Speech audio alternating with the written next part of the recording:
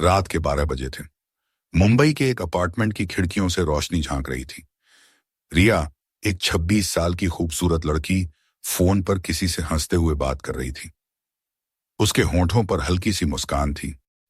तो कल आ रहे हो ना? फोन के दूसरी तरफ से आवाज आई। तुम्हारे लिए कुछ भी जान।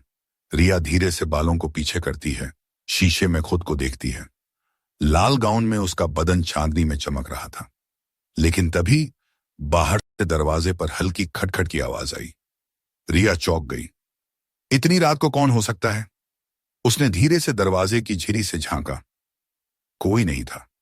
पर जैसे ही उसने दरवाजा थोड़ा खोला, एक हाथ अंदर आया और दरवाजा जोर से धक्का देकर खुला।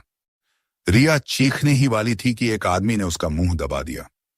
श चिल्लाओ मत रिया। रिया ने पहचाना। वो अर्जुन था, उसका ऑफिस का बॉस और गुप्त प्रेमी भी। रिया घबराई हुई थी। तुम यहां इस वक्त? अर्जुन की आंखों में गुस्सा और जुनून दोनों थे। तुमने कहा था तुम सिर्फ मेरी हो।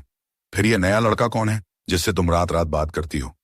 रिया कुछ कहने ही वाली थी कि अर्जुन ने उसे दीवार से सटा दिया। उनकी सांसें टकराईं, हवा में एक अजीब सी गर्मी थी।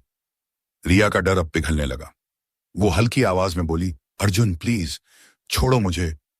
लेकिन उसकी आवाज में मना करने से ज्यादा आकर्षण था। उनके होंठ पास आए। कुछ पल के लिए दुनिया जैसे थम गई। कमरे में सिर्फ धीमी सांसों की आवाज थी। बाहर बिजली कड़कने लगी थी। लेकिन अचानक अर्जुन की नजर बिस्तर के पास रखे एक मोबाइल पर पड़ी।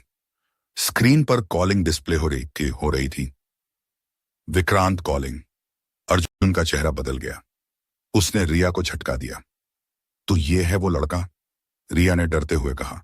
वो सिर्फ क्लाइंट है अर्जुन। लेकिन अर्जुन अब काबू में नहीं था।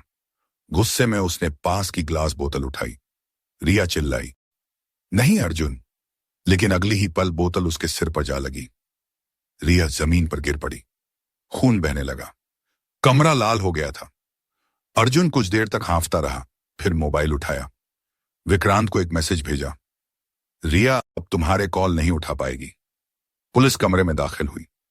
रिया की लाश फर्श पर पड़ी थी, होंठों पर जमी मुस्कान जैसे अब भी कुछ कह रही थी।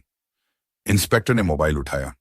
आखिरी मैसेज पढ़कर बोला, अर्जुन शर्मा, तुम्हें लगा प्यार सिर्फ तुम्हारा हक था, लेकिन अब तुम्हारा हक सिर्फ जेल है। 2 दिन बाद लॉकअप में बैठे अर्जुन के पास एक लेटर आया। रिया की दोस्त ने भेजा था। उसमें लिखा था, रिया उस रात विक्रांत से तुम्हारे लिए सरप्राइज पार्टी प्लान कर रही थी। तुमसे शादी का प्रपोजल देना चाहती थी, पर तुम्हारे गुस्से ने उसे मार दिया। अर्जुन की आंखों से आंसू गिर पड़े। वो दीवार से सिर टकराता रहा। दीवार पर खून से लिखा था, प्यार शक से नहीं, भरोसे से चलता है।